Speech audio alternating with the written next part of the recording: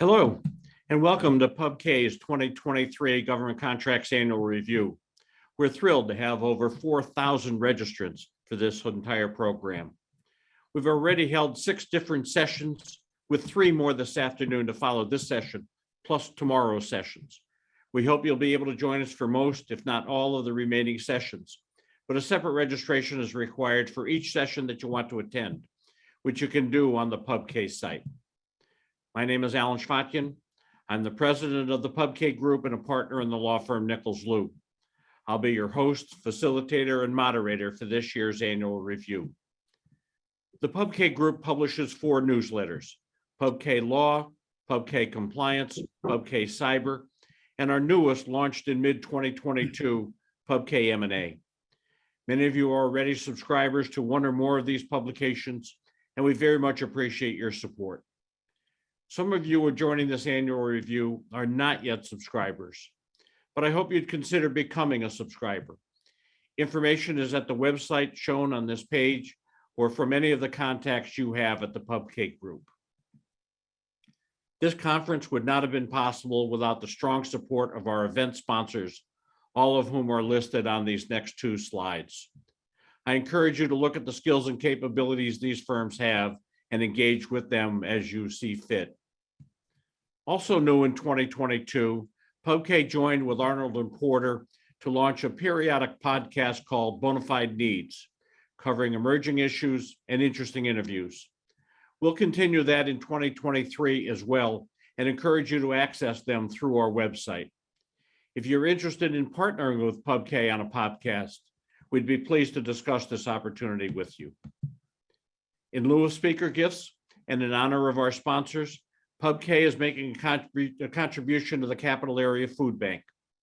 With the food crisis facing our communities, including the military, and including here in the Washington, D.C. metropolitan area, I hope you'll consider making an individual or an organizational contribution. Since the entire program is being held virtually, all attendees will be in listen-only mode. Your video will remain disabled throughout the session. But we welcome your questions. Use the Q&A box at the bottom of your screen. I'll be monitoring that throughout the session.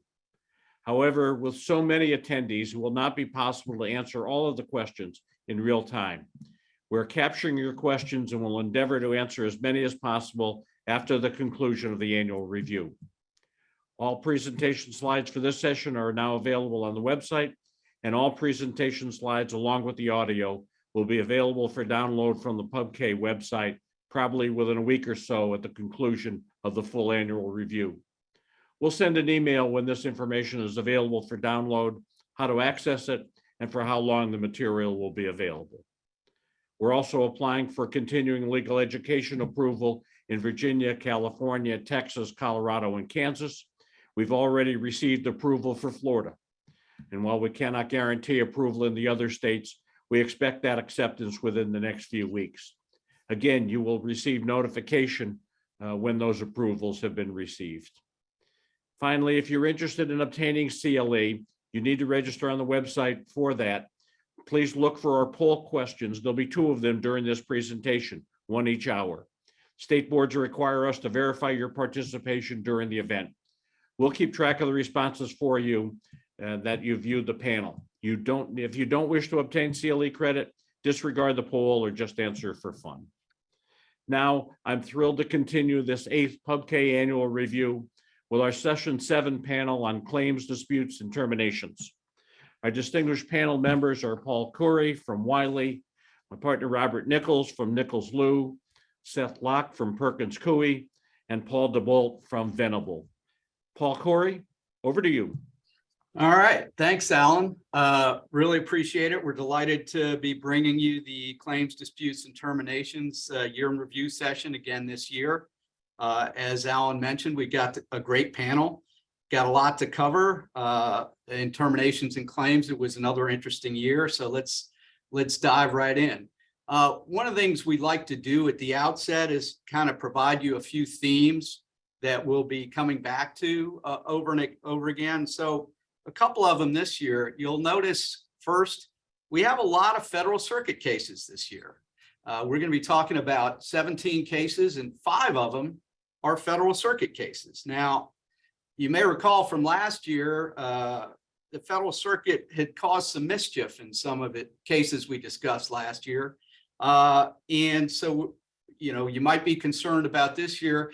Actually, in 2 of the cases we're going to be discussing, the Federal Circuit reversed either court or board decisions that went against contractors and basically said, you don't have to be that much of a stickler, in order to get recovery. So it was actually a positive from the Federal Circuit in some ways this past year. Although I will say we'll throw in there on January 3rd, they issued a decision that may cause some contractors some problems. It's not on our docket, but I'll probably make short mention of it.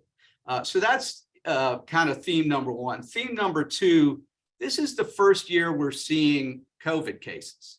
And there's always a lag in the process here, but this is the first year we're seeing COVID cases. And I mean, the bottom line is, at least in the decisions that we've seen so far, man, it's hard to recover. It looks like, and this is sort of intuitive, that the contractors who've had the most success were the ones who were able to work with their contracting officers, get specific direction, and probably as a result, get compensated without having to go through the disputes process. But so far, the ones who've gone through the disputes process have not fared particularly well. Another theme, and we say this all the time in the statutes of limitations cases, and there's still a bunch of them. Why are you waiting so long? And at least with some of these statute of limitations cases, the same question arises again. And then finally, we have some sort of more global government contracts issues. We have 2 cases, one out of the 11th Circuit, one out of the 5th Circuit, dealing with the vaccine mandate, and basically finding that the vaccine mandate went beyond the president's authority under the Procurement Act. This is sort of like a trend that we see more generally with the Supreme Court in terms of narrowly looking at the authority granted under statutes. And then finally, I know a lot of us were very happy when the Supreme Court a few years ago issued a FOIA decision saying, hey, to prove exemption under Exemption 4, you don't have to necessarily show competitive harm. Things have changed with the FOIA Improvement Act, and so we'll make sure you're aware of that. So let's get started with termination cases, and I'm gonna take the first one here, Heartland Energy Partners. Now, you may recall last year we talked about the Federal Circuit creating some mischief in a case called JKB Solutions, and that was a case where the court ended up finding that a FAR commercial item termination for convenience clause did not apply to the contract in question because the contract was for services, not for products. Now, and as we discussed in that case last year, apparently it never occurred to DOJ, either at the Court of Federal Claims or above, and it never occurred to the Court of Federal Claims, and it didn't occur to the Federal Circuit that you could have a services contract that was a commercial services contract and that was subject to the FAR commercial item provisions. And so we were worried about what's going to happen when boards have to follow this JKB decision. Well, Heartland gives us the answer, and the short answer is don't worry about it. So in Heartland, and by the way, this is also a COVID case. They got a task order from the Army Corps of Engineers for a number of services, a lot of different CLINs involving physical security consulting services. So in March 2020, right when COVID hits, the Army instructed Heartland to quit performing on 4 of those CLINs. And this is a fixed price contract. So they further instructed Heartland, hey, don't continue to bill us 1/12 of each of these CLINs because just bill us for the work you're actually doing. And rather than formally terminate those CLINs, the Army tried to work with Heartland to reach some kind of an alternative and give them different work. Well, they weren't able to agree on that. And so at the end of the day, Heartland filed a claim saying, hey, you got to pay me for all of these CLINs. It's a fixed price contract, and it was never terminated. So the Army argued, well, it was constructively terminated and relied on the commercial item termination clause 52.212.4. Heartland says, oh, no, wait a minute. Remember that JKB Solutions case? This is a contract for services, not for commercial items. And the board, the Armed Services Board said, yeah, no dice, for 2 reasons. First, this is a task order that is a commercial item contract. And this was the distinguishing factor for JKB. They say in JKB, the government did not dispute JKB's characterization of the contract as a non-commercial services contract and not a commercial items contract. Here, it's pretty clear that we have a commercial services contract. Indeed, the solicitation as well as the contract specifically say it's a commercial services contract. And even in the complaint, Heartland said it's a commercial services contract. So we can differentiate JKB. And it also said, and by the way, even if this weren't a commercial services contract, we would read in a terminations clause under the Christian doctrine, which again was not briefed in the JKB case. So basically, the bottom line here is all is right in the commercial services jurisprudence again. So not to worry about that case. Now, the next case we're going to talk about, Micro Technologies, we talked about last year too when it was at the Court of Federal Claims. Now it went up to the Federal Circuit, and we last time we referred to this as a case involving contractors behaving badly, and they still are. So Seth, you want to take this one? Sure. Thanks, Paul. And thanks, Pub K Law, for having me here today. Just a quick recap of this case. As Paul mentioned, yeah, we did have a chance to talk about it last year. It was at the CBCA in early 2021. And now we have it appealed to the Federal Circuit. We have a decision as of July of this past year.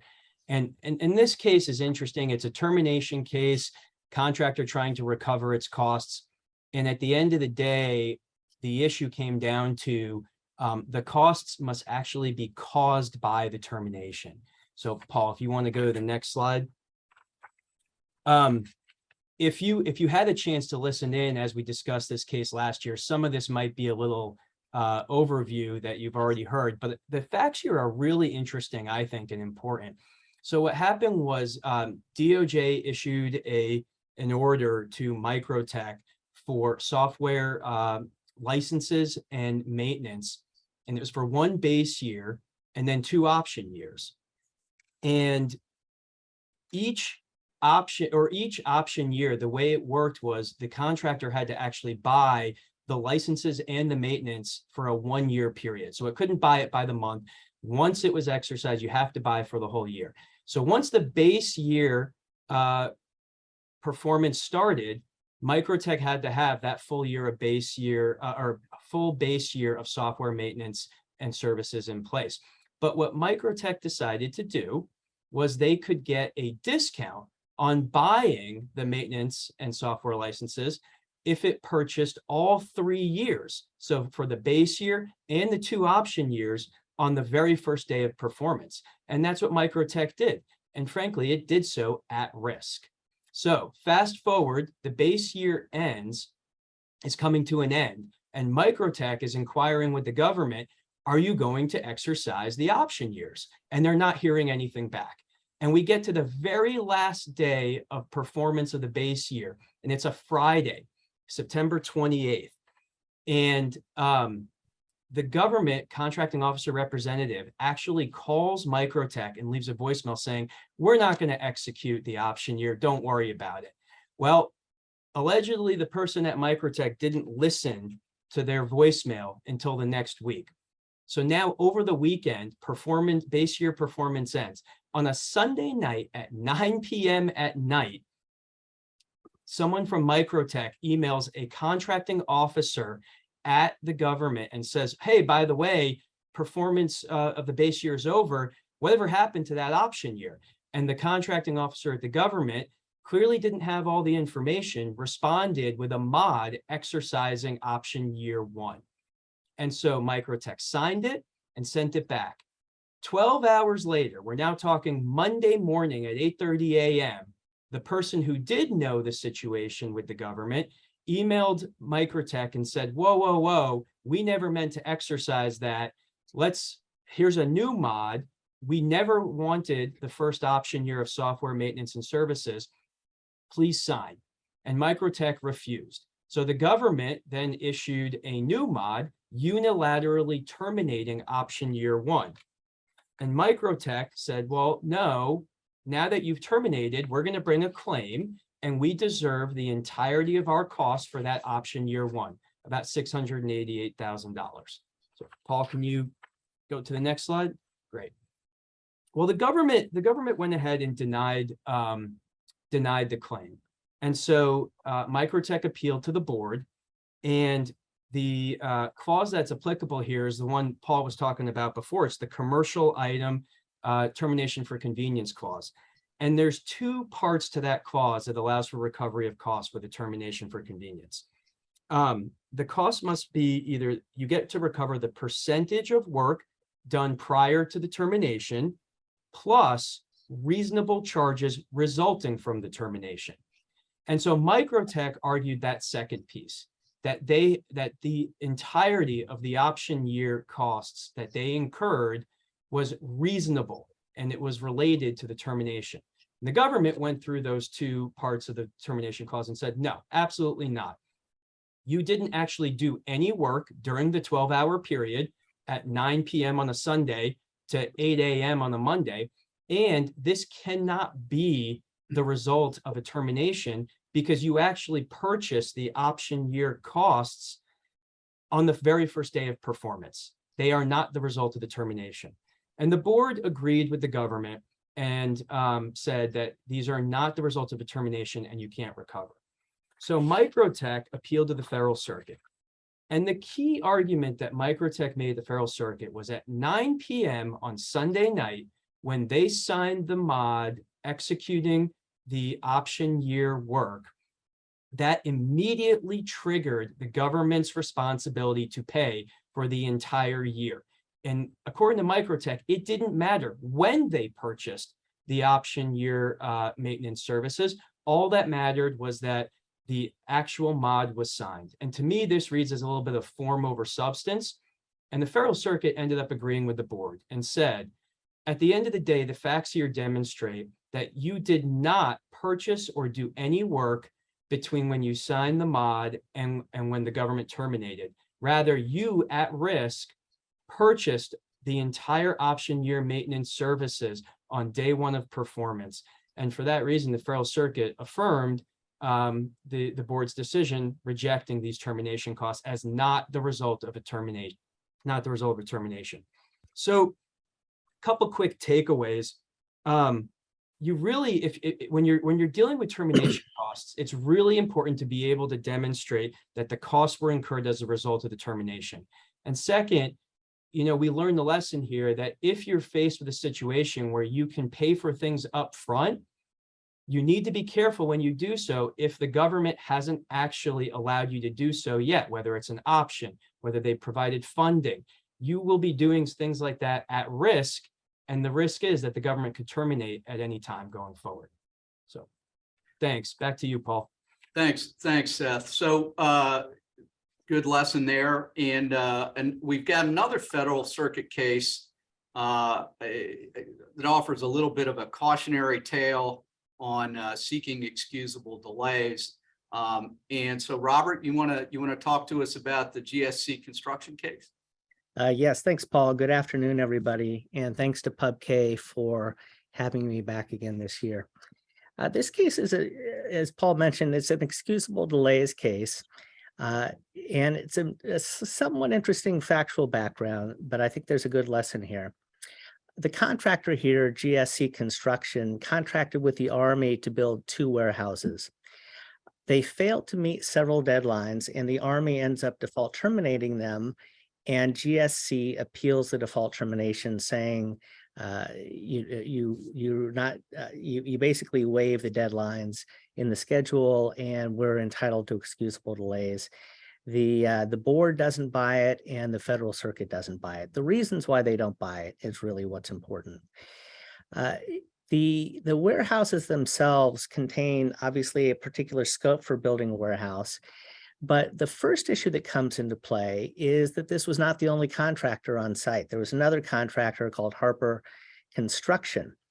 And there was a question in the mind of GSC as to who was actually responsible for putting what's called a waffle mat foundation in place. Essentially, it's extracting and removing particular soil and putting in replacement fill dirt to help solidify the ground. GSC said, well, that's not us, that's the other contractor. And this turns into a back and forth that ends up delaying putting down this waffle mat foundation for quite a while. Ultimately, the Army says, hey, we told you, it's you, now do it. And GSC says, okay, fine, we'll do it, but we're doing it under protest. Okay, so be it. So that obviously did not set a great tone, but they proceeded to do that, but it had caused certain delays. The second issue that came up was that GSC was responsible for designing the metal framing for the exterior walls for these warehouses. And to design that framing, the contract required them to comply with the Uniform Facilities Criteria, the UFC, which is a set of DoD minimum standards for anti-terrorism for buildings. Interestingly, the contract said you have to comply, GSC, with the 2007 version of the UFC, even though this contract was awarded several years after that. And after there was a subsequent version called the 2012 version. So the contract makes clear, contractor comply with 2007 version. Inexplicably, the contractor actually complied with the 2012 version, not the 2007 version. They noted when they made their submission, this complies with the 2012 version, and the Army proceeds to evaluate the designs against the 2012 version. Everybody seems to have forgotten what the contract actually says. The Army says your drawings don't comply with the UFC. As it turns out, as this dispute unfolds, the drawings would have complied with the 2007 version, but when the contractor said these drawings comply with the 2012 version, the Army judged them against the 2012 version, not the 2007 version. So one of the defenses for this termination by the contractor was, okay, but our drawings did actually comply with the contract. We just used the wrong standards and mislabeled it, but we're actually compliant with the contract. You would think that that would be a pretty good argument, right? We actually complied with the contract. Well, no. Under what I consider to be an unfortunate trend, contractors are responsible for everything. The government's responsible for hardly anything. And I know that's a little bit incendiary to say, but I think it's probably true to some degree.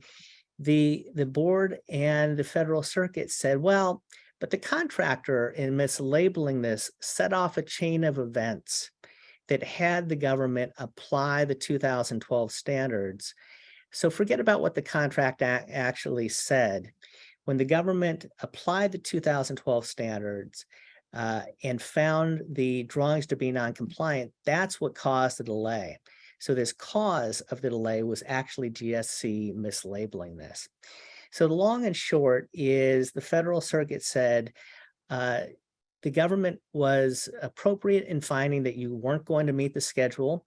They had a reasonable belief that the standard under McDonnell Douglas, there's no reasonable likelihood that the contractor would perform the entire contract with the time remaining in the contract. And then they also say that the contractor's negligence in not understanding what was their scope versus the other side's scope and in mislabeling their drawings were essentially the causes of these delays.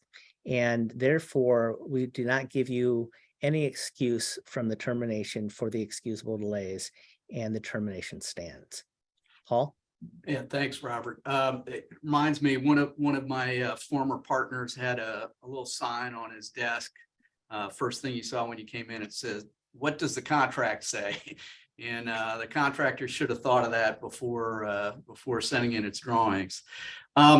Okay, we're going to turn to the, and this is probably the seminal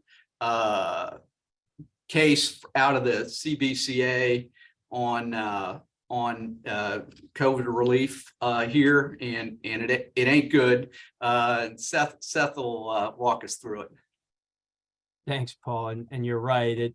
It's not great. And this goes back to the theme that Paul mentioned earlier about how cases that we're seeing actually go to litigation, to decision, seeking recovery for costs as related to COVID. They're not faring well so far. Paul, if you'll go to the next slide. So this case occurred and started with a contract that was awarded in January 2021. So the key here is that this was a period in which the pandemic was well underway, and everyone was aware of issues that were occurring because of the pandemic. And so the VA sent out an RFQ for a contract for medical gloves. And it was pretty clear the reason why the VA wanted these medical gloves was they wanted to stockpile a lot of gloves in its facilities because of a COVID surge. And I want to just read to you one thing that the contract actually pointed out very clearly for all offerors. It said, this is not a request for manufacturing, but a request for quantity on hand to be delivered within 45 days, 45 calendar days from order. So the VA was making its requirements very clear. It wasn't a matter of going out and manufacturing or getting these gloves. They had to be available. They had to be in hand, and the contractor had to deliver in 45 days. The contractor also would have to demonstrate, if they're not the original equipment manufacturer, that they're an authorized distributor for the OEM, and they had to submit evidence of that as part of their quote. So ORSA submitted a quote, and it was before award, the VA contracting officer actually engaged in several clarifications with ORSA. And the clarifications were, you have these gloves on hand, right?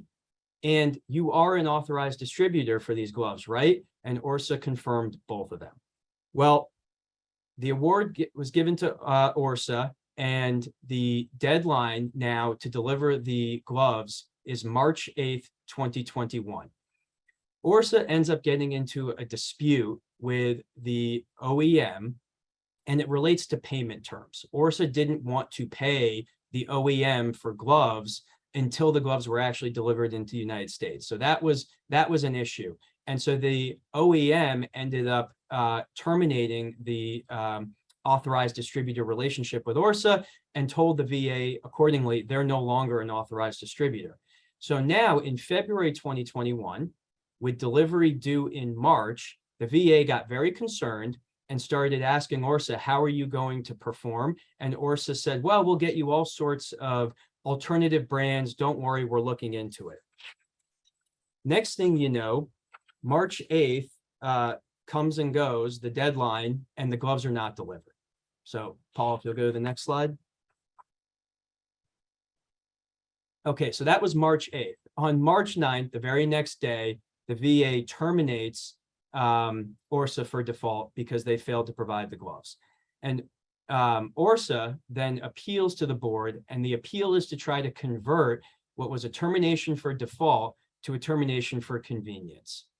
And once at the board, one of the first things that ORSA tried to argue was, as we have here, this quote, perfect storm of issues as related to COVID made it impossible for it to perform. They actually said it was beyond their control and they should have excusable delay. And one of the ways that they wanted to demonstrate a quote, perfect storm was to submit expert testimony. And so they initially argued, well, we can't decide this case at summary judgment, which is where it was, because we have to have the ability to present an expert. And the board ended up saying, well, you have to follow certain rules and you have to have a declaration about why you need an expert, what the expert's going to say. But at the end of the day, we disagree.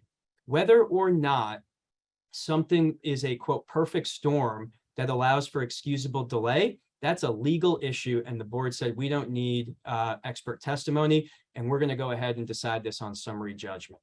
So what were the issues on summary judgment? Well, first of all, the board looked at whether or not the termination was valid, and then looks at whether or not, like I said, there was a reason, an excuse for why ORSA couldn't perform. So here in a commercial item contract, the fact that ORSA failed to deliver on the delivery date itself means that the termination is valid. So then the burden is on ORSA to demonstrate that there was something that happened, that it had excusable delay. And what the board looks at is, was there something that was beyond the reasonable control of ORSA? And the key there is whether or not the issues that ORSA claimed led it to not be able to perform, were they foreseeable or unforeseeable? If unforeseeable, then that can't be beyond the contractor's control. So first thing the board did was look at the actual terms of the contract, which makes sense. And the terms of the contract here, as I said earlier, were very clear. The gloves must be on hand. You shouldn't be going out and getting them. And that weighed heavily against ORSA when it was arguing that a perfect storm of supply chain events meant that it couldn't get the gloves. Well, it was supposed to have the gloves already. Next, the board pointed out that we were dealing with a situation in January 2021, well into the pandemic. And so supply chain issues with gloves, and companies in other countries that had to shut down that would normally be working to produce these gloves, because of COVID, they had to shut down. These all occurred at the end of 2020, before the award was issued to ORSA. And so the board ended up saying, none of the issues that you're pointing out here were unforeseeable. You knew about all of them. And so at the end of the day, you cannot demonstrate that what happened here was beyond reasonable control, and that you were excused from performance. So some quick takeaways here, as just coming back to the theme again that Paul had mentioned, it's going to be very hard to recover for COVID issues for cases that have already been pending. But even going forward now, we're so far past what I'll say is ORSA's perfect storm of supply chain issues, that you need to be incredibly careful if you have issues that you get government direction about being able to perform. You need the government to be on board to be able to then demonstrate later, okay, this is a government direction to do something different, or a change in the scope, or a change in the requirements. Those are ways that you can actually get some headway to be able to recover going forward. But absent those, it's going to be very difficult going forward to recover, especially with COVID now and contractors knowing the issues that come up with COVID. Yeah. Thanks, Seth. Yeah, I think, one of the things, and we've got another COVID case coming up in a minute here, Ace Electronics. I mean, what we've seen in the first earlier cases is sort of contractors throwing up their hand and saying, COVID, and that's not going to get it done. You actually need some sort of direction, as you say. A couple of interesting things about this case. One, first of all, we're talking about an order for 50 million gloves. So this was not something, well, I'll figure out how to get it done. It was 50, and I don't know, whatever about me, it struck me as amusing that these gloves had to be on hand. I mean, where else would a glove be? Bill, we're about to switch over to claims. Is it poll time? Yes, it is full time. We are going to launch a brief poll now. We'll leave this up for about 2 minutes. So if you are interested in CLEs for this session, please respond so that we can track your participation for the state boards. I will go back on mute and let the panel continue, and we'll just let you take a couple minutes to respond to the poll. Thank you so much. Thank you. Okay, so now we're moving into the claims world, and Seth, this is you too. It's kind of an interesting Court of Federal Claims application of the Christian doctrine to help a contractor, which is good news. Yeah, I thanks, Paul. I think there were a couple of things we're going to get to in discussing this case that helped the contractor here. And frankly, what was an unfortunate situation for this contractor. One of those situations that they deserved some help. Whether or not it was proper analysis to get there, that's up for debate. But this is also a case that our panel dealt with a few years ago, and it had a few Court of Federal Claims decisions. Then it went up to the Federal Circuit, and then it went back to the Court of Federal Claims most recently this past year. So we get to talk about it again. This case involved Tolliver incurring attorney's fees for defending against an FCA suit, and it was under a fixed price contract, fixed price level of effort to be specific. And ultimately, the Court of Federal Claims said that Tolliver can recover these costs. And right now, the United States has appealed to the Federal Circuit, and I believe briefs are due in about a month. So we'll see. We may be talking about this one again next year. So we'll see. We'll see. Paul, if you want to go to the next slide, great. So just some background to set the stage. The original contractor here was DRS, and they had a fixed price level of effort contract to develop and deliver technical manuals for a mine clearing system. Tolliver ended up getting the contract through Novation, but this original contract, the fixed price level of effort, it had a ceiling of 1.4 million. And one of the important parts here was that the government was going to offer Tolliver a technical data package. And it was the technical data package from the original equipment manufacturer. And the idea was that Tolliver wouldn't have to reverse engineer and start from scratch. And they could use that technical data package, and it would make the job much easier to create these manuals. The problem was the government was unable and did not provide these technical data packages to Tolliver. So Tolliver was stuck and was going to have to do a lot more work without them. And the government ended up instructing Tolliver, you know what, we're directing you to continue with performance, notwithstanding the fact that you don't have the technical data packages. And that's what Tolliver did. Eventually, the government recognized that that was an issue, and they issued a mod to Tolliver on the contract that converted the contract from a fixed price level of effort to a firm fixed price. And this is key. They increased the value of the contract significantly.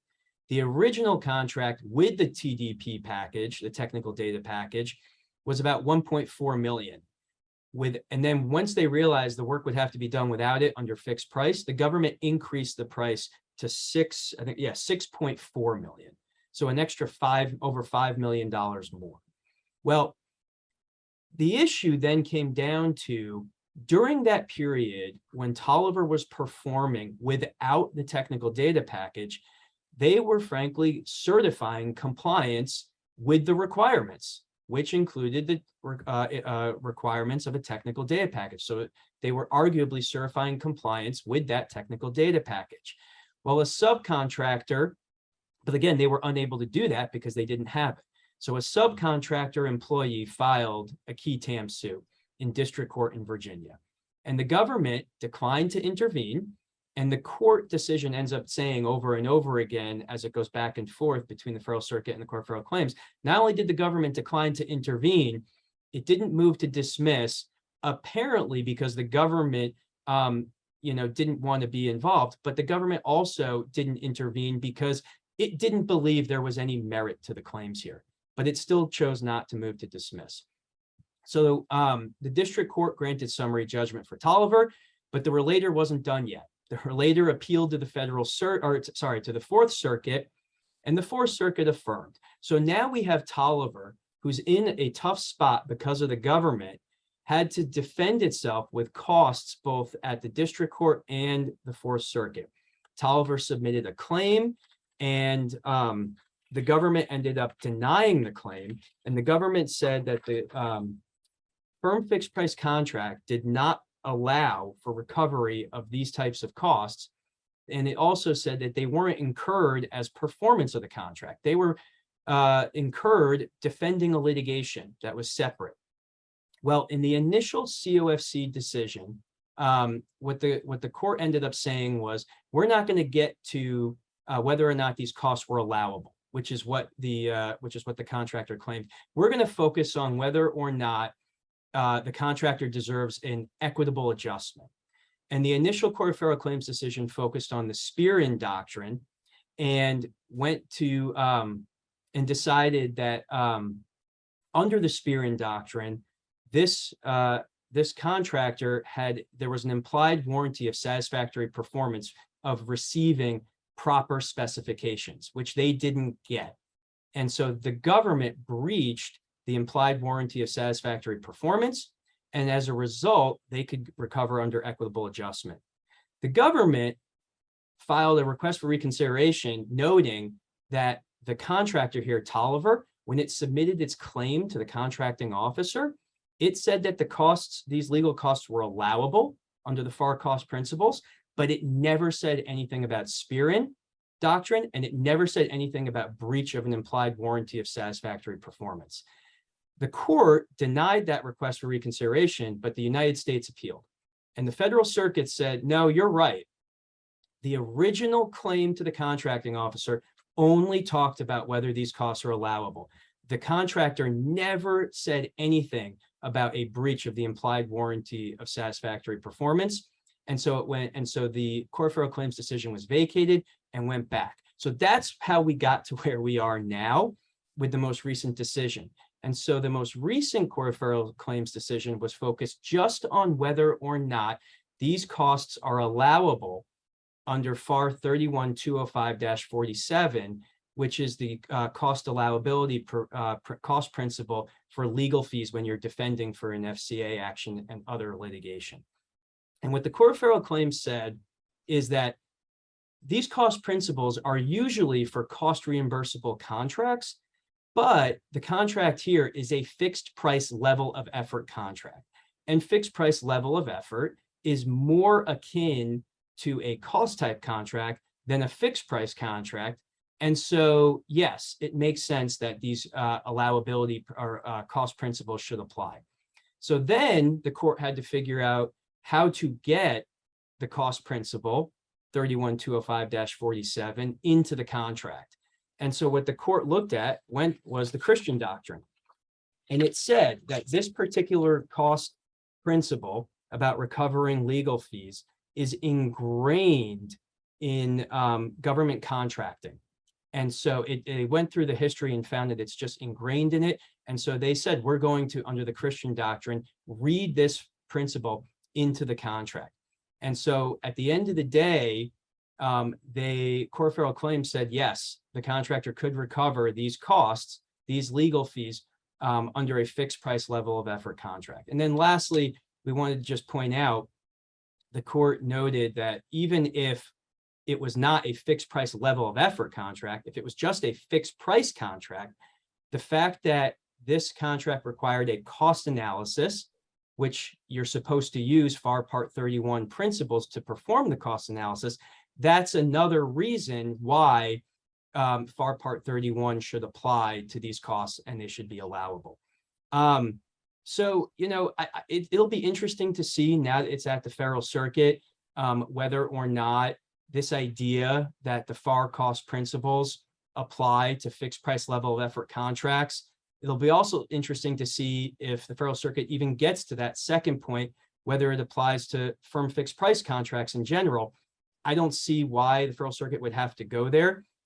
I also think it's an interesting jump in logic to apply cost analysis in that manner, but we're going to have to see. One quick other takeaway I want to just point out, because of how complicated this case was with going up and down between the federal circuit and the Court of Federal Claims, it is so important that when you submit your claim to the contracting officer, that you appropriately identify all your legal theories, because you may end up in a situation going forward where the board or court finds lack of jurisdiction, which is what happened here, because the appropriate legal claim was not before the contracting officer.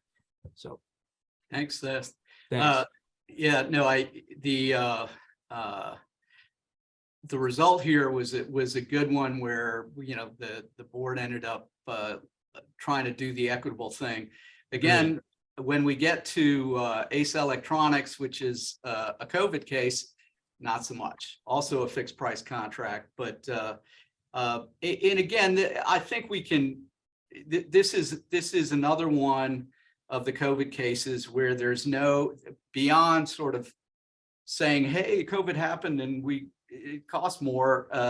The contractor didn't do enough to get a recovery. So this is one where ACE had an IDIQ contract for various parts for cruise missiles, had a number of fixed price line items. And after 2020, one of its vendors said, hey, the price is dramatically higher than it was before because we're having trouble getting a lot of our components. And so it's going to cost you a lot more. And now in July 2020, and many of you may remember this, DOD issued a memo that a lot of us were very thankful to see, addressing increased costs due to pandemic, and granting contracting officers discretion to modify fixed price contracts to address that. And here's what the memo said. Unlike contractors performing under cost type contracts, contractors under fixed price contracts generally must bear the risk of cost increases, including those due to COVID-19. However, contracting officers are granted discretion, subject to the availability of funds, to modify contracts to reflect changes to the government's needs as a result of COVID-19. And when it's kind of a trip down memory lane for a number of us, when we saw that, our advice to clients was, wave this memo around and talk to the contracting officers and say, hey, look, your needs have changed.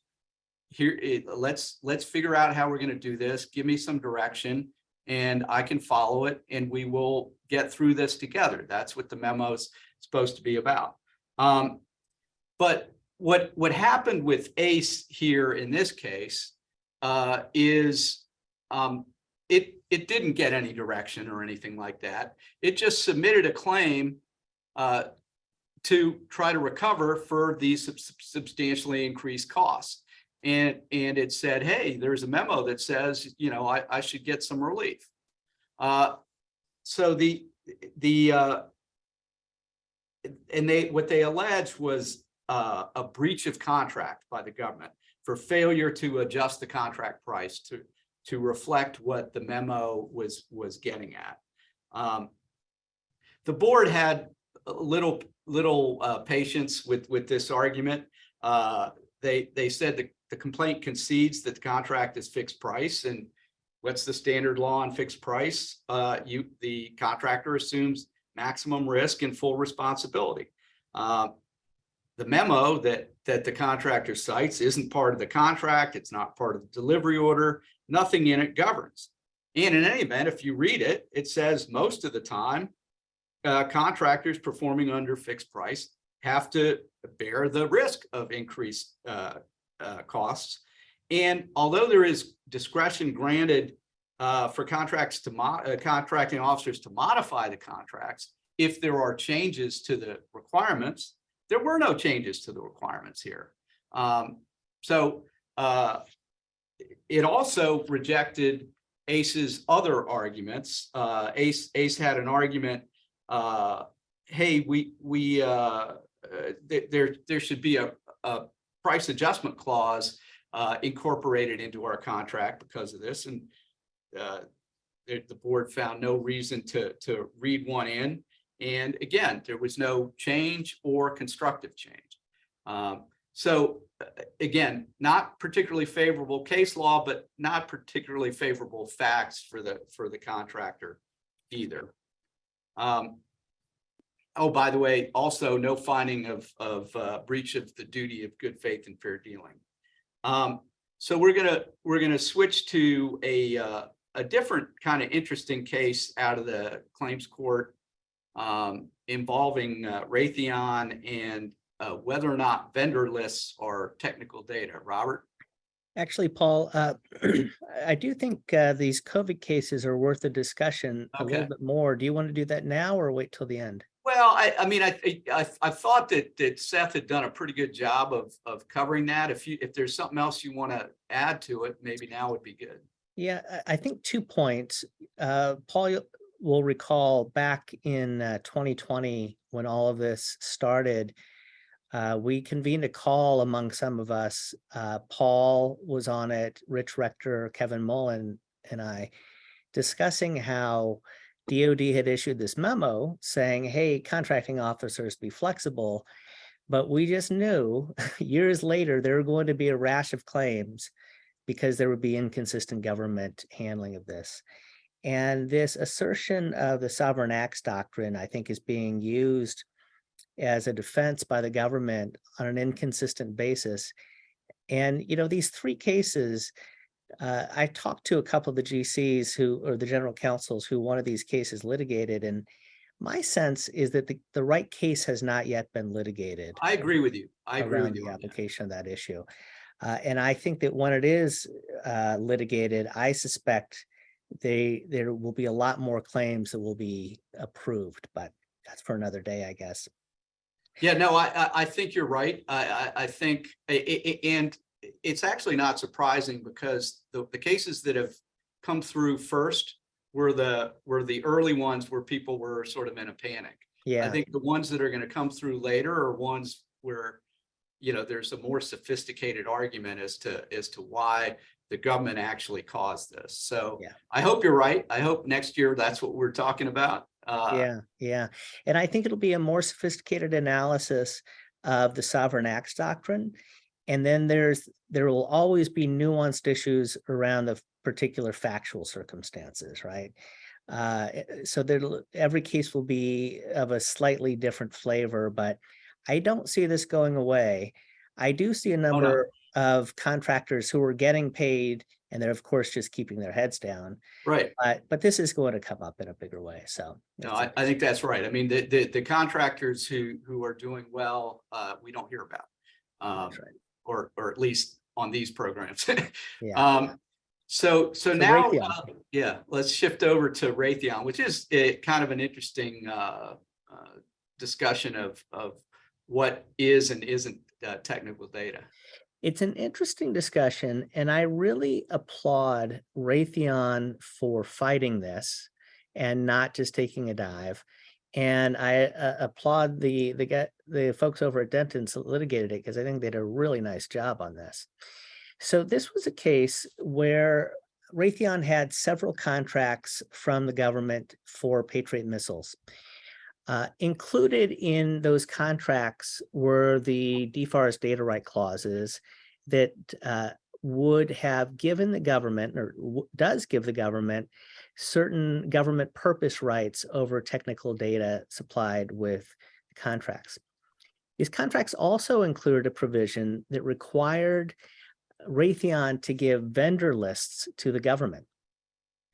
At some point, Raytheon started putting a legend on the vendor list that was a proprietary rights legend. And the language of that essentially said, this vendor list is proprietary to Raytheon, not technical data. It's not to be released to any other contractors. Well, the government didn't like that because it's exactly what they wanted to do with the list, is be able to go out and compete these parts from other contractors. The contracting officer came back to Raytheon and said, take off that proprietary legend and put on the technical data legend. Raytheon said, no, it's not technical data. These are proprietary vendor lists. This is where we buy these parts. The contracting officer didn't like that answer, and at one point actually threatened to remove the legends herself at Raytheon's expense and essentially proceed without any authorization from Raytheon to do that or any agreement on the issue. Raytheon decided to bring a claim, but of course it's a non-monetary claim. And some of you will remember a couple of years ago, a predecessor case in this same matter, where Judge Kaplan had to deal with a motion to dismiss from the government, from the Justice Department, arguing that the Court of Federal Claims has no jurisdiction over non-monetary claims. And Judge Kaplan did a nice job of distinguishing 1491A, which is for a sum certain, from 1491B, which is any claim under the Contract Disputes Act, which can in turn involve contract interpretation. That was a nice affirmation of non-monetary claims, which a lot of us at least threaten to use and sometimes actually use to when there's not money involved, but you really do need a contract interpretation.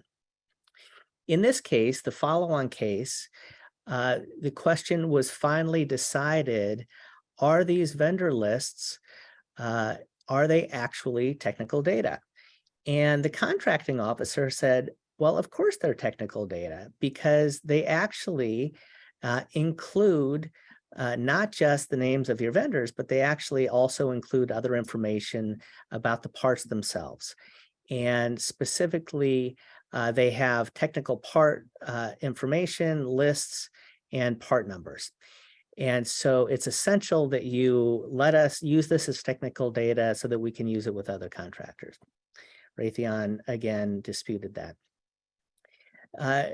Judge Kaplan did a nice job of saying, well, what does the regulation say? And what does the contract say? And she parsed the language of the technical data rights clause. And essentially, that parsing came down to, well, is the information technical? A term that's not defined actually in the regulation. And so she went a step further and she pulled out the dictionary. And in the dictionary, it actually talked about technical data being scientific in nature. She said these vendor lists are not scientific in nature, and while they contain information about the parts, the purpose of these things is not to convey the technical data. It's a parts list and a vendor list. And she ended up siding with Raytheon to say these are proprietary data. The government does not get government purpose rights. They cannot give this the list of Raytheon's vendors out to other contractors. I think it was a very well thought out decision, 22-page single-space decision, and Judge Kaplan got it right both the first time and the second time around. Paul? Yep, thanks, Robert. I think when we were talking about this before, you mentioned that the word technical appears, I don't know how many hundreds of times in the FAR and is never once defined. Oh, yeah, this was great. Vern Edwards, leave it to Vern Edwards. He wrote a blog post where he came up with the word technical appearing, I think, if I'm not mistaken, something like 840 some odd times in the regulations, never defined anywhere. And so there was a nice job on that. So goes to show, when you literally do not have a defined word in the regulations itself, pull out the dictionary. Pull and out the dictionary. That's what the federal circuit's going to do too. That's what the federal circuit's going to do. And that's really good lawyering. That's why I commend the Denton's guys on this, because they just boil it down to the essence, right? So very, very nicely done. Yeah. Speaking of that, I had mentioned earlier that the federal circuit may be starting out 2023 in a manner that's not so favorable to contractors. There's a new Raytheon case that just got issued on January 3rd out of the federal circuit. And it deals with costs for lobbying activity outside of business hours and for M&A planning. Unfortunately, it found that Raytheon's approach to both of those was inaccurate and the costs they incurred were unallowable. It also is a case where on complicated accounting issues, they pulled out Black's law dictionary and said, what does salary mean? And based on that definition of salary, found that what was being paid for lobbyists and some of which was being charged was actually unallowable. I won't get into it in any more depth. We'll probably talk about it next year. But just to let you know, you ought to revisit how you're accounting for those costs, because the federal circuit is certainly upended what a number of companies have been doing.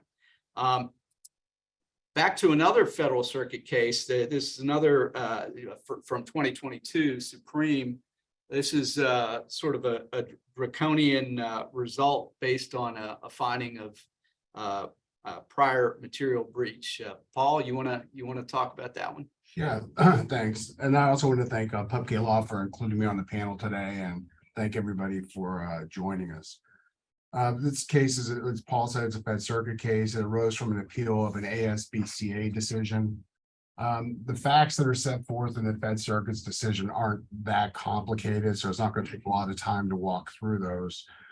Supreme had a contract from DLA for bulk food supply to 4 locations in Afghanistan. After award, DLA modified the contract to require Supreme to begin delivering food to hundreds of forward operating bases. During the process of negotiating that additional work, the parties agreed to tentative rates for the new delivery service. And ultimately, the tentative rates were reduced and monies were withheld because Supreme had allegedly not provided adequate documentation to support its proposal.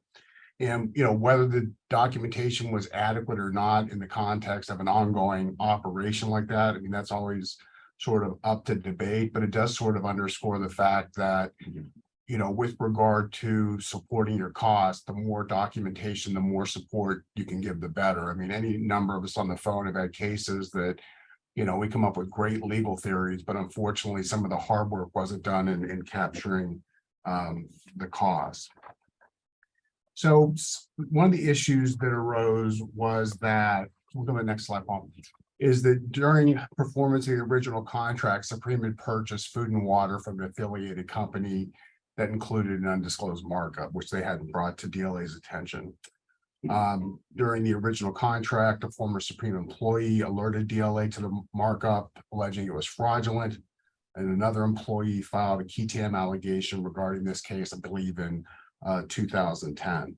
Some of the other facts that were noted in the Fed Circuit's decision was that there were statements from a Supreme employee that Supreme's cost proposals for premium outboard transportation, which were these additional deliveries to the forward operating bases, were completely false, which is never helpful. The Fed Circuit also noted that the employee that raised the purchasing issue from the affiliated company had self-identified as a disgruntled former employee, which is also never helpful. And then another issue that the Fed Circuit cited was that with regard to the delivery of water, that Supreme was charging $6.45 for a case of water, when in some instances it was paying for less than $2. So it's important to note that the government was aware and investigating these allegations probably as early as 2010, but it wasn't until December 2014 that the Supreme pled guilty to 3 counts of fraud. Could we go to the next slide, please? So after the plea was entered in December 2014, 4 years after the government, was aware that there may have been some alleged fraud on the contract, and while the parties were litigating the rate dispute, DLA asserted that a prior material breach defense to Supreme's claim that it had filed to mirror the government's withholding. At the same time, DLA argued that they could reduce the rates, they could keep the $500 million it had withheld, and recover an additional $500 million.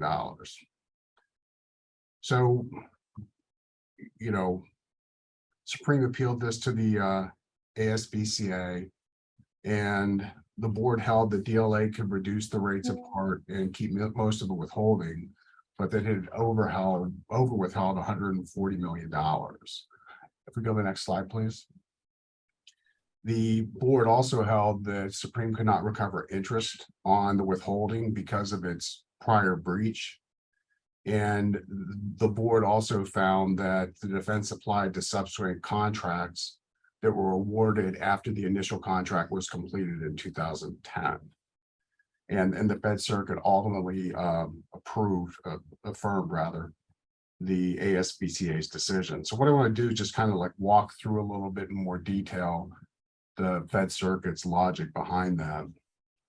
One of the things that the Supreme had argued is that the government had waived its prior material breach defense. And what the Fed Circuit found was that DLA hadn't waived its prior material breach defense based on the court's previous decision in Laguna Construction, which is 828 F3rd 1364. Citing that case, the court said that DLA could not have waived its defense prior to the guilty plea in December 2014 because it did not have a known right until Supreme entered its guilty plea, which conclusively ended the criminal investigation into its alleged fraud. The bottom line is from this that notice of the fraud did not give rise to a waiver, which is the intentional relinquishment or abandonment of a known right. So, knowledge, suspicion isn't going to be enough to waive this known right. You're going to have to wait till the right becomes fixed. And in the Fed Circuit's mind, that was when Supreme actually issued the guilty plea. Second, with regard to the CDA interest, the Fed Circuit noted that the CDA provides that interest on an amount found due a contractor on a claim shall be paid to the contractor for the period beginning with the date the contracting officer receives the contractor's claim. The court further noted that typically the provision entitles a contractor to interest on its own successful claim. Here, there was no successful claim because while the board concluded that DLA had overwithheld approximately $143 million in the context of the government's claim, the ASBCA had terminated Supreme's claim based on the prior material breach defense. So sort of the bottom line is that the court found that the claim for which a contractor is owed interest is the contractor's claim. There was no statutory right for a contractor to receive interest on an amount due under the government's claim. And because Supreme's prior material breach barred its claim for payment, it also, on the underlying claim amount, it also barred payment on any associated interest. Lastly, the court addressed the issue of whether the government's first material breach defense could apply to contract extensions covering the period of 2010 to 2012, as well as 2012 to 2013. This is after the initial contract was completed in 2010. The court agreed with the board's decision that the first contract extension was not a separate contract, noting that it was clearly styled and executed as a modification. Thus, the material breach defense applied. With regard to the second extension, the the court also agreed with the ASBCA that it would be inconsistent to permit Supreme to treat the contracts as separate for affirmative defenses, but one and the same for proving costs. The court's a little cheeky and it said that here the court said that the parties, the boards, here the court said the parties treated the original contract and bridge contract as inextricably intertwined, quote, so shall we too. And so as a result, the prior breach defense applied to the second bridge contract as well. I mean, I think some of the takeaways from this are, fairly evident that you always have to be mindful of employees that are disgruntled. To the extent that you have employees that have concerns about how you're managing a business, you need to talk to them. You can't, and I don't know that Supreme was, but just as a general proposition, if people are expressing concerns about how things are being done, you do need to listen and, not just dismiss their concerns, because if their concerns are large enough, they are going to become disgruntled. And that's what prompts a lot of key terminators. I think the other thing is that as you're working through these issues, claims with the government, REAs, potential fraud claims, you really do need to take sort of a holistic approach to it. You can't just look at the claim aspect, ignore potential fraud, or ignore the potential administrative remedies that the government has with regard to suspension and debarment. You really do need to take a very holistic approach. And then the last takeaway is you have to just document your costs and support, what you're telling the government, because, there are some contracting officers, as we all have dealt with, that they think every government contractor is a crook. And they could take something that's fairly innocuous and spin it up into a Civil False Claim Act issue, where if you have the appropriate documentation, you can start to cut a lot of these issues off. All right, thanks, Paul. I think from my perspective, the most galling part about this decision is the notion that the prior material breach, which happened well before 2010, can apply to new contracts, whether you want to, whatever name you put on them, that the government and Supreme negotiated after that time. But we'll save that for another day.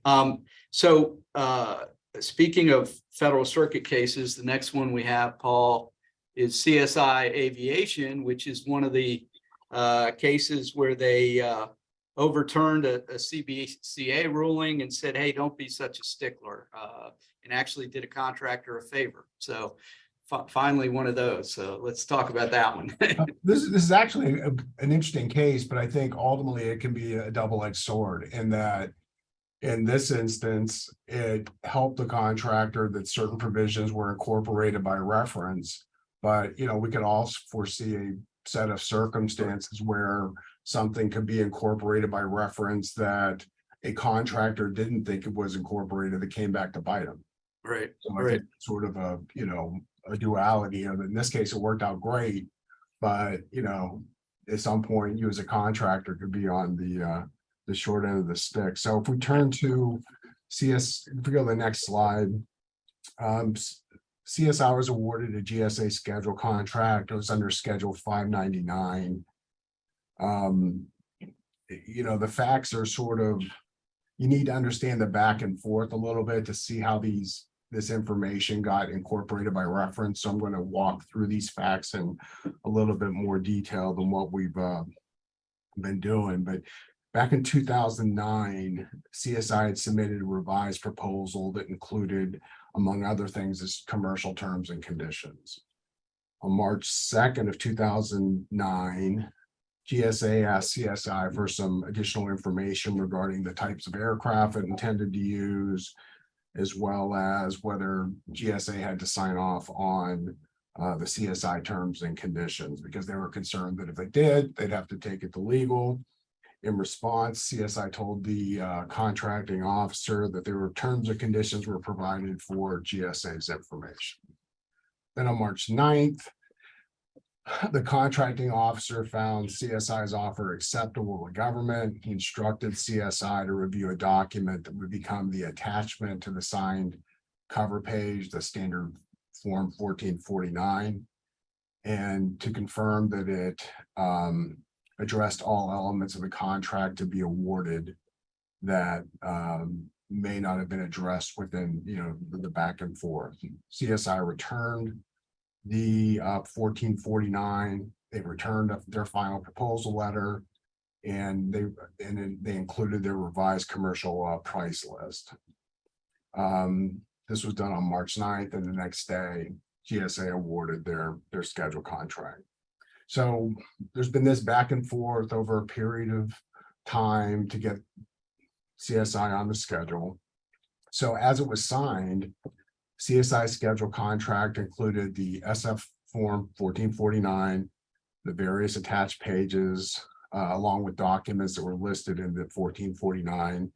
And these were said to have been, and this is a quote, expressly incorporated and made a part of the contract.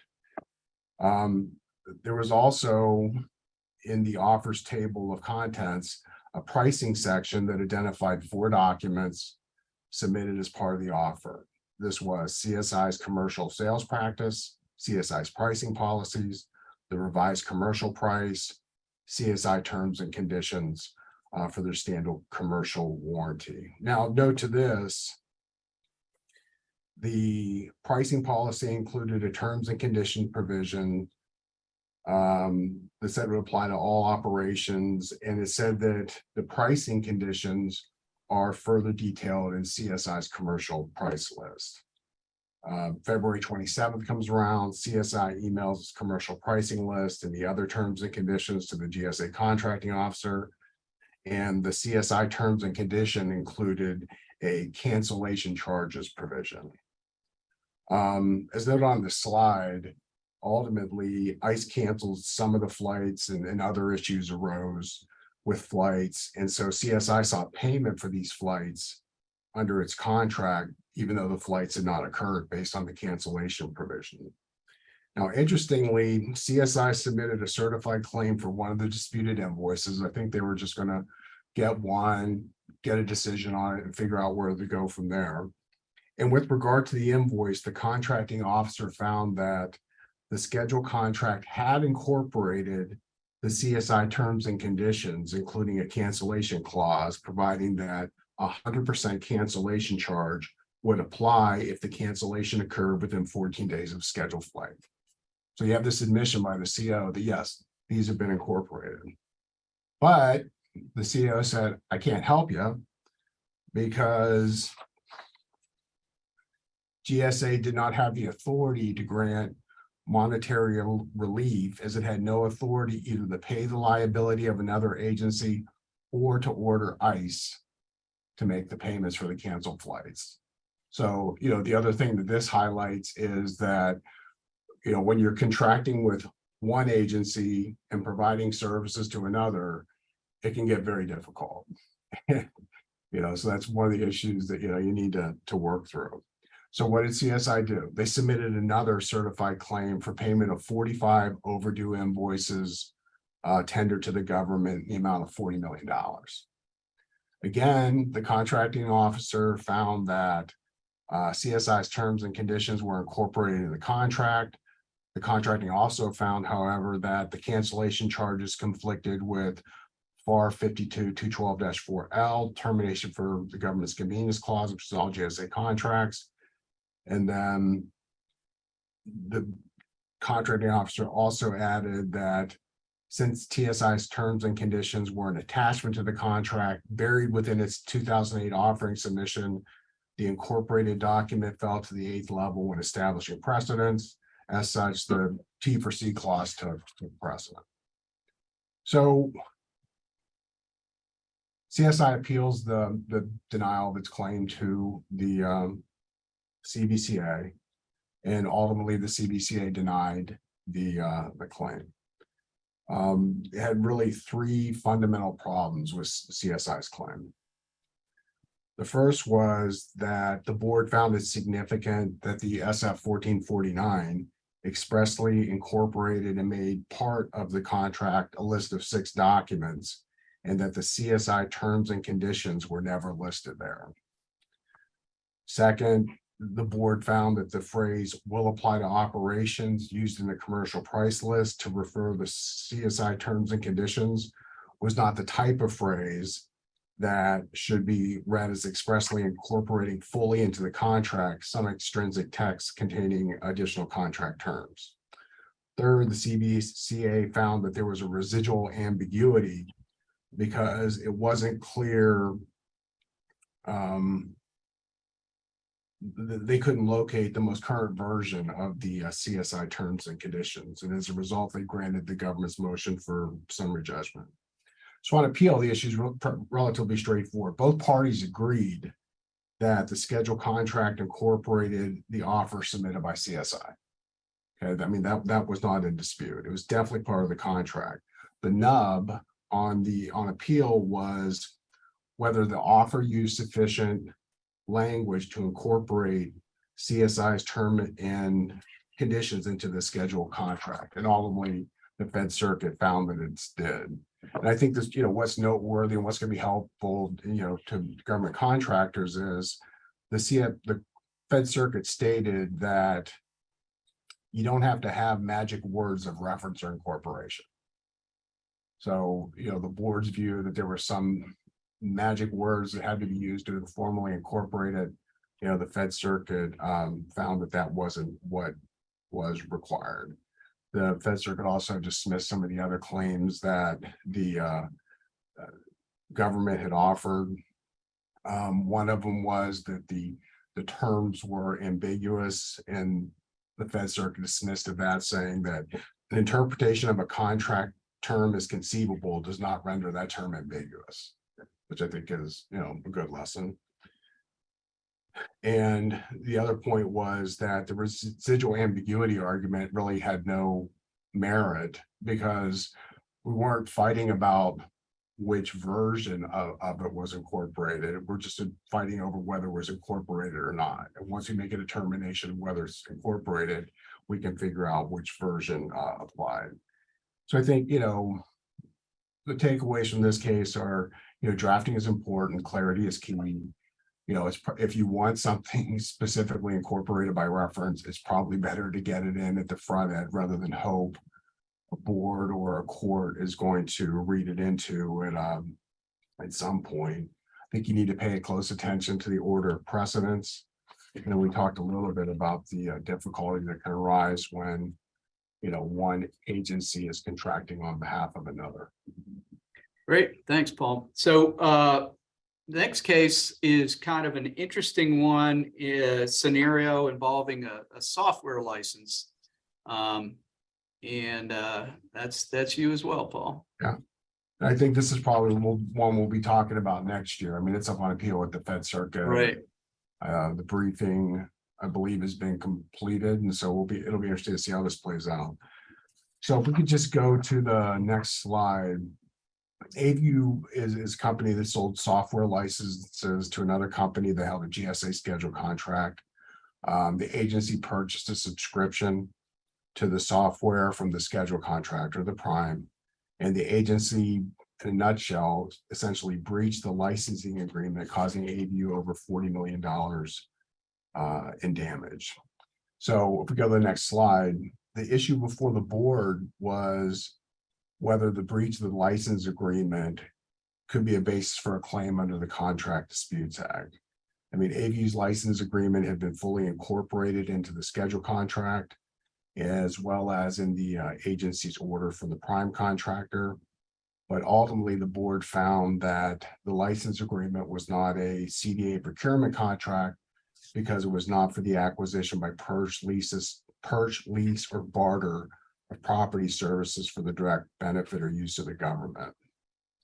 Now, it's interesting in that in its decision, when you delve into a little bit more, the CBCA said it may assume that the MSA license was binding on the government based on the language in a 2012 schedule contract modification incorporating the MSA as a EULA, and GSA's designation of the MSA as an approved EULA only makes sense if GSA intended the MSA to apply to the end users, such as the end government users, which here was the FDA.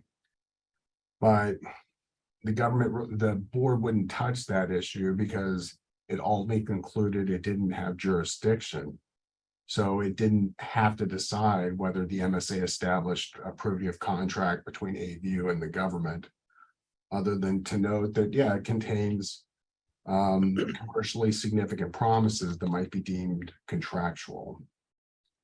But where they really focused their analysis was on, even if it does have the makings of a contract, where they're going to focus is, does this contract fall within the ambit of the CBA? So, Yeah. I mean, kind of interesting, and it goes a little bit unsaid in the decision, but, if AVU had had the ability to simply have the prime, submit the claim on its behalf, we wouldn't have had this problem, right? well, I mean, it's interesting in that, when AVU filed its notice of appeal back in August, one of the things they mentioned was that it could be very difficult to rely on a reseller because even egregious violations might not get pursued as vigorously as the subcontractor might like. And I mean, Yeah. that sort of makes sense because the prime is making a lot of money potentially with the government. They have ongoing relationships. And there's certainly a risk that if you bring in somebody and the government deems them overzealous, they kind of lose track that it's the subcontractor that's being aggressive and perhaps being inflammatory or whatever it is, and then you get tainted with it, so it impacts your relationship. Right. Like one of the things we always talk about with our clients, as you guys do, is sort of what's the approach that you want to take. Do you want to maintain an ongoing relationship? Is there future work in the pipeline, or do you want us to go in and blow it up? Right. And when the client tells you to blow it up, that's a whole different approach than when they tell you to go in and try to maintain the relationship. Right. Although, I mean, I do think in that case, then, there's 40 million at stake, then, AVU's remedy would be to go after the prime and say, hey, you want to maintain your relationship? Fine, pay me $40 million. Yeah, but that could be driven in part by what the nature of the sponsorship term is in the subcontract. I mean, I'm sure you've seen this too, that, you have the right to ask for a prime to sponsor the claim. There are some that are written in such a way that they don't have to, it's discretionary. And if you decide not to do it, it determines your rights. Good point. Good point. I mean, but I think that gets to the more fundamental point that a lot of this has to get to good drafting, right? If you're really worried about your sponsorship rights and you want to have that avenue, maybe you want to remove the discretion from the prime. Maybe they have to submit it unless there's some allegation of fraud, right? Yeah, They're going to hope for that. But Makes sense. I certainly don't think you want to sign up to a sponsorship provision that if the prime doesn't decide to sponsor it, that's determinative of the claim. I mean, I think to your point, you do want to preserve your ability to pursue a breach of contract action, if it's available. Right. Um, So the next case we're talking about also involves a relationship between a teaming arrangement. So kind of an interesting, again, GSA being involved, kind of another interesting case. No, it is interesting in that, teaming agreements are sort of the lifeblood of what our clients do, right? I mean, you're always looking to augment your team or frequently looking to augment your team with people that can provide contacts or additional skills so to make your team more competitive. I mean, the problem is that typically teaming agreements are typically viewed as nothing more than no agreements to agree. And that's particularly happens in Virginia.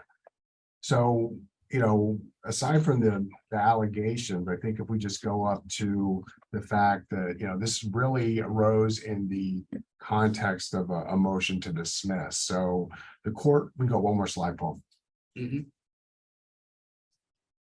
So the court didn't really determine the exact nature of the parties' contracting relationship with each other. for the federal and state governments. But it does reflect sort of a wide variety of potential legal claims that can arise when a contractor team arrangement ends up in litigation. You know, I mean, the good thing is the teaming agreement was valid and enforceable. You know, the two subcontractors could allege that the lead contractor under the CTA had plausibly violated the teaming agreement by not letting them invoice buyers directly. And you know, so there's some good things to work with. I think the takeaways from this case are that, you know, it's important to know the difference between the FAR-based and GSA-based contractor team arrangements. And, you know, you're going to need to ask probably different questions based on how that agreement's going to look. I think the other thing is that team members need a clear picture regarding what business relationship for task order work can and cannot occur in the terms of the teaming agreement. And, you know, you need to address the roles and responsibilities of each team member separately. And then I think the other thing is that, you know, to the extent you're putting a team together for multiple award schedule program, I think it's important to consider the guidance from both the GSA and Inspector General regarding the appropriate invoicing practices. So that's those pretty quick. All right. Okay. So now we're switching to a new topic, statutes of limitations. And this first case, I'll take Textron. I will say, whenever I see that a case has been written by Judge Solemson, I'm always eager to read it. I know it's gonna have a very thorough discussion of the case law that's relevant, and it's gonna probably have some interesting turns of phrase as well. And so Textron was no exception to that. I mean, the bottom line here is you can't sort of toll the accrual date based on attempts to negotiate or arguments that, hey, you know, what we were doing was just a routine request for payment, so the accrual didn't start yet. But so let me give you some of the facts of this. So in 2013, Textron acquires some contracts through a bankruptcy proceeding, and in 2013, they assume obligations for earlier pension plans. In 2018, so within 5 years of the accrual of the problem, Textron submits a payment demand to the contracting officer saying, hey, these pensions were underfunded by $19 million. We need that $19 million. In 2020, so now we're talking 7 years after the accrual of the claim, the government says, yeah, we're not going to pay. And so Textron at that point submits a claim to the contracting officer, and the contracting officer says, hey, sorry, 7 years after the accrual, you're out of time. So at the court, Textron argues, hey, the claim didn't really accrue until the government declined to pay me. Now we get to the beginning of Judge Solemson's decision. I just want to read what he had to say. He was complimentary of Textron's counsel while ruling against him. Notwithstanding that Textron AD's counsel were dealt some bad cards in this case, Textron delayed submitting its required administrative claim until 2020, they played a solid hand, giving this court serious pause about whether the government held the winning trump card, an ironclad statute of limitations defense. Ultimately, however, the court concludes the government was not bluffing. The statute of limitation indeed bars Textron's complaint from moving forward. He also said, and I like this quote because it's so true, and we're going to be getting to that in a minute, as a general matter, the CDA is a jurisdictional minefield of the first order.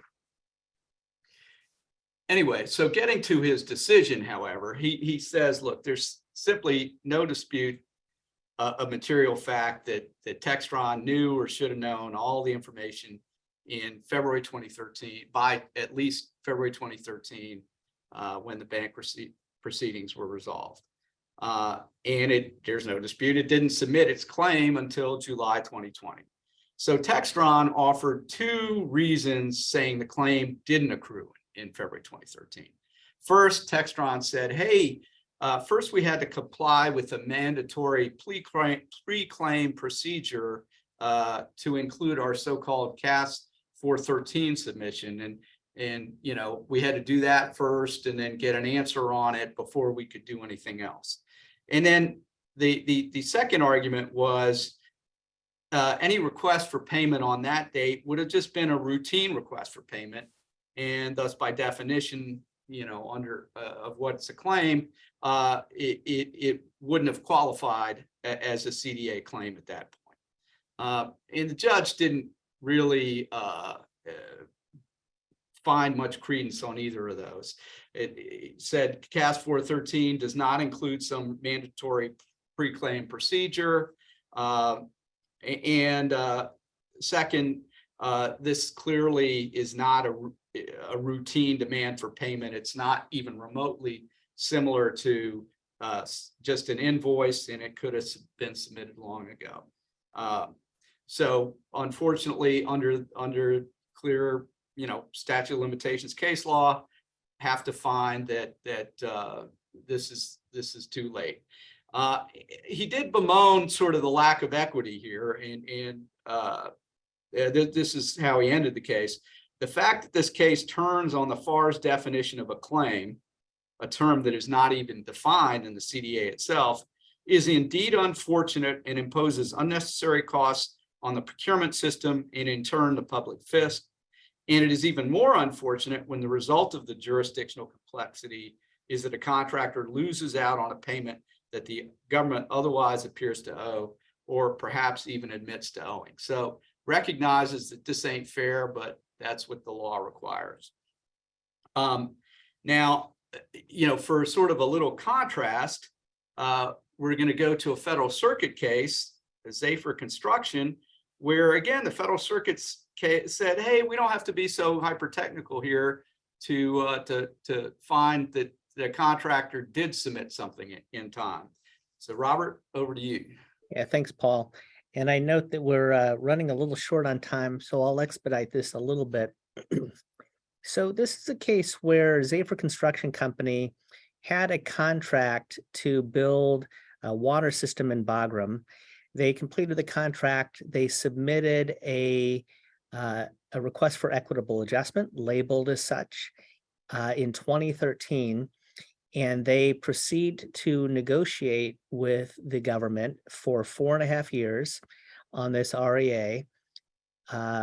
They don't reach any type of resolution, and the CO suggests that they convert it to a claim. Zephyr unfortunately did not quickly do that, and they converted it to a claim ultimately after the statute of limitations had run out. And the contracting officer essentially said, sorry, you waited too long. Zephyr then took a different tack and said, well, actually, our original REA was a claim. We labeled it as an REA, and we specifically said that we're submitting this for negotiation, but we think it meets all the standards of the claim. The parties agreed that that original REA was actually labeled as an REA, and it said that Zephyr was submitting it in the hopes of negotiating an equitable resolution. But they also pointed out that that they had actually put in the certification that's the claim certification under one FAR provision, not the REA certification or under another. They said, essentially, we did submit a claim. The court looked at this and said, well, everybody, there seems to be no dispute that under the Contract Disputes Act, 41 U.S.C. 7103b1, you met the 4 prongs. You submitted it in good faith, your supporting data, accurate, complete, etc. But in addition, you were required to actually request a contracting officer's final decision. Well, the court ultimately said whether you did or not is the issue. And a request for a contracting officer's final decision does not have to be explicit. It can be implicit, which is, clear as mud to the entire world as to what is explicit versus implicit. The court analyzed the document itself that was submitted, and they said this is a 167-page document that lays out every claim and uses the word claim in the document, even though it's labeled an REA. And while it says that we're submitting this in the hopes of negotiating a resolution, it's clear from the context that they really were looking for a final decision for the contracting officer. So the parties had actually argued that whether there was a request for final decision was a subjective question. Was it the intent of the offerer to seek a contracting officer's final decision, even if they didn't say that? Court said that's not the standard. The standard is whether an objective reader would say that the contractor is requesting a contracting officer's final decision. Given that this was 167 pages, it dealt with everything in there, and it contained the claim certification clause, not the REA. We read it as sufficient to be interpreted as requesting a contracting officer's final decision, and we will allow this as a claim. So the court also says we can see a lot of room for gamesmanship here, where both contractors and the government can play games with this. But here we find it to be a claim. When our panel was preparing for this, we all agreed on one thing, and that is why wait? Not just why wait to convert this. Why even submit an REA in the first place? And I think we all understand that an REA allows you to recover costs. We get that.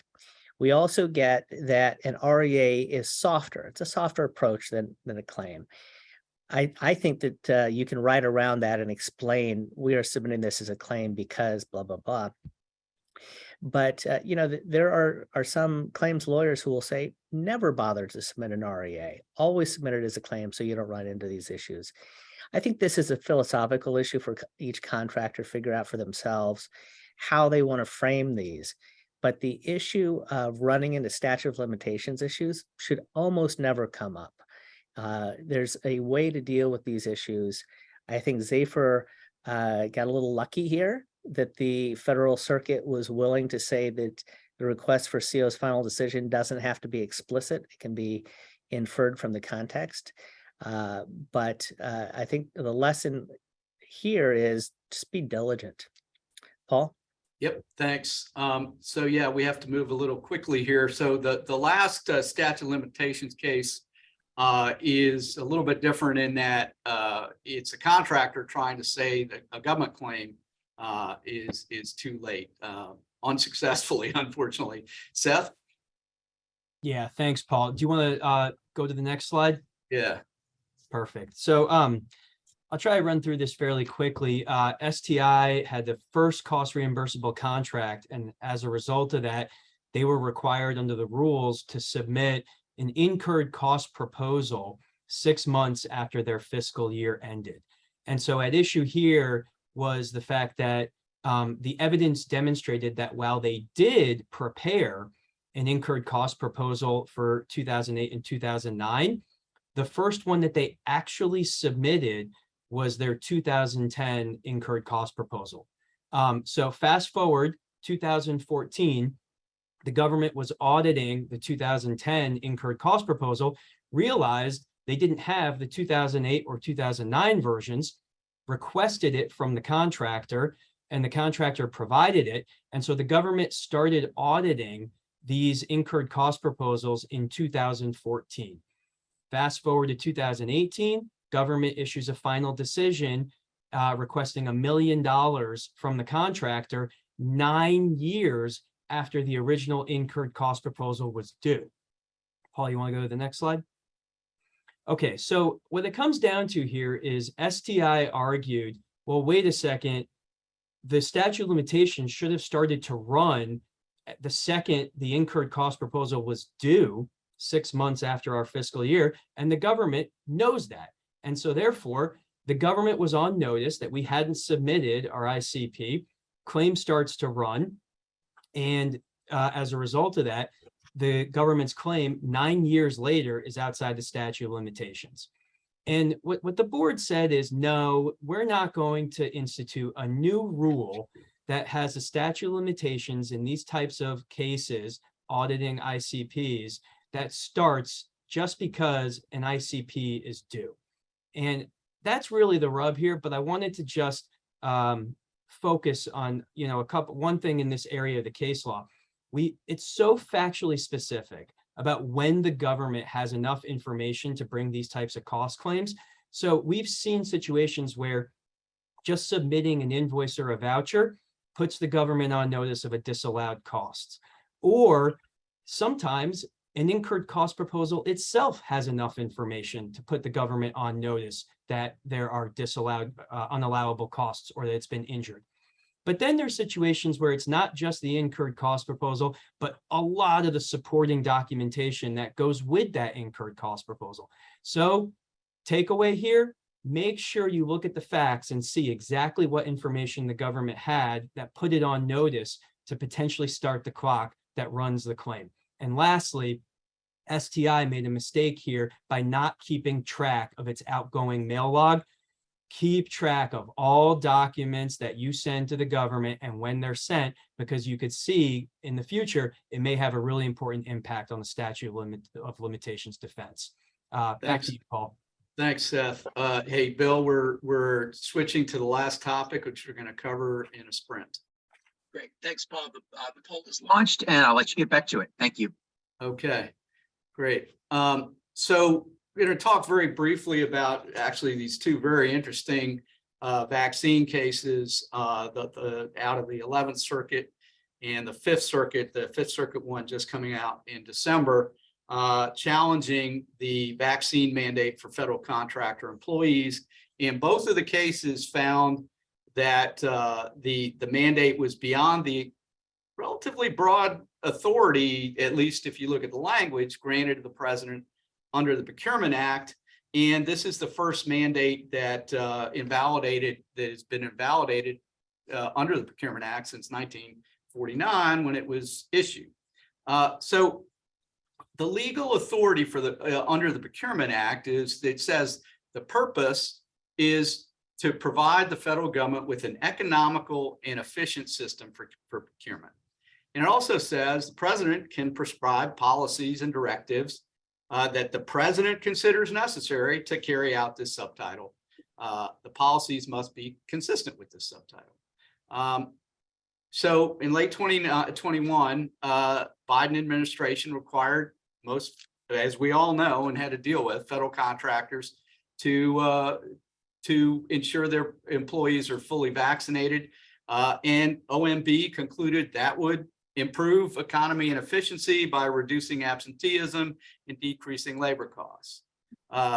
It went into effect. There were a lot of challenges, and 2 courts of appeals and split decisions agreed the act did not authorize the mandate.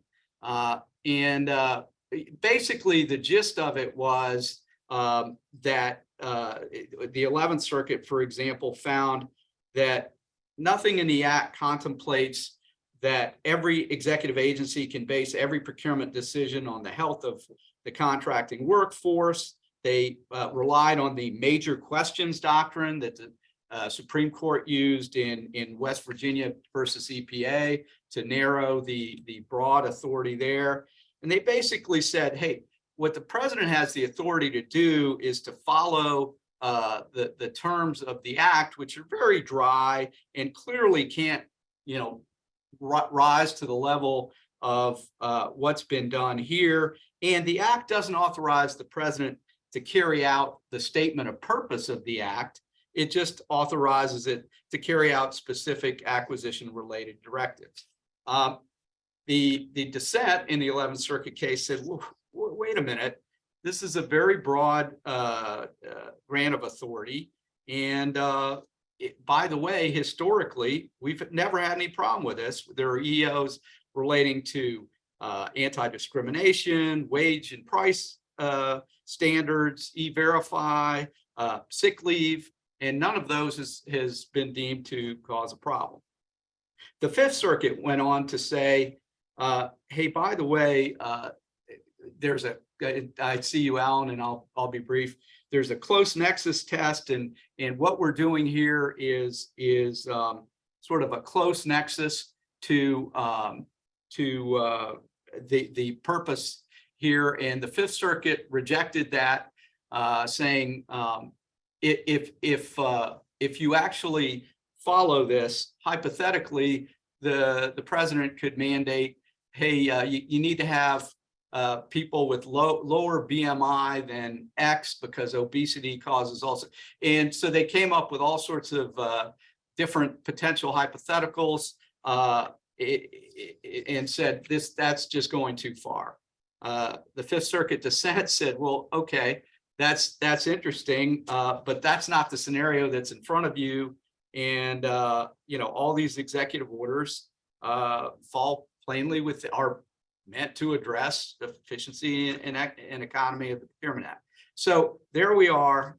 And then the last case, just the bottom line on SAFE is that although the Supreme Court held that you didn't have to show competitive harm under the first FOIA statute, now the FOIA Improvement Act requires you to show competitive harm. So for those of you advising clients on that, know that. With that, Alan, I'll turn it back over to you, and thank you so much for the opportunity to do this again. Gentlemen, thank you very much. What an outstanding panel. You've covered so much information. I mean, the bottom lines are, read the contract, make sure your contracting officer knows what's in his contract or her contract, and make sure the courts are aware of what's in the contract. And from there, hire competent counsel to work through many of these nuances, as you've said. Paul Corey, Robert Nichols, Seth Locke, Paul DeBolt, thank you very much for your participation today, the preparation of the material, and your presentation. And let me again thank all of our event sponsors for their support. They're on the next slide and the following slide after that. Please take advantage of our sponsors and use them as you see fit. Thanks and have a great day. Thank you.